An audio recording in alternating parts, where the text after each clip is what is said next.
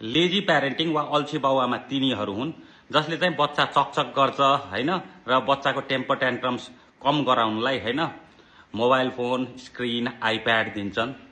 Junk food जस्तै उदाहरणको लागि चिप्सहरू इत्यादि जङ्क फुडहरू दिन्छन्।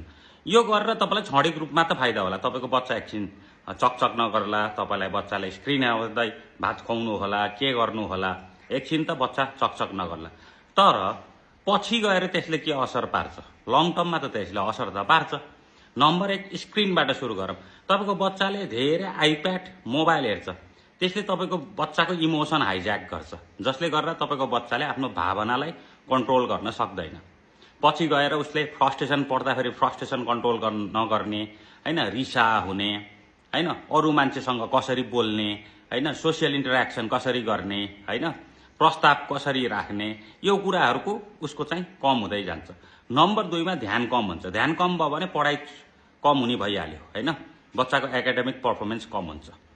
अब तपाईले स्क्रिन देखाउँदै चिप्स खुवाइराख्नु भयो, के हुन्छ त्यसले गरेर तपाईको बच्चाको मोटोपन बढ्दै जान्छ हैन, र त्यो खानेकुराहरू हेल्दी पनि हुँदैन हैन। त्यही भएर लेजी प्यारेन्टिङ अल्छी नहुनुस् के, अलिकति आफ्नो एफर्ट दिनुस् के बच्चालाई। गाह्रो हुन्छ हो, मैले बुझेँ, तर तपाईको बच्चासँग खेल्नुस् हैन, अल्टरनेटिभ घुमाउन लिएर जानुस् हैन, बेड टाइममा चाहिँ जस्तै मोबाइल फोनहरू स्क्रिनहरू नदिनुस् हैन, 8 बजेपछि वाइफाई बन्द गर्नुस् हैन। तपाईको बच्चालाई तपाई चाहिएको छ के, यी चिप्स र स्क्रिनहरू चाहिएको छैन है। जति तपाईलाई बच्चालाई समय दिनुहुन्छ तपाईको बच्चा त्यति नै रिफाइन हुँदै जान्छ। हस्त नमस्ते।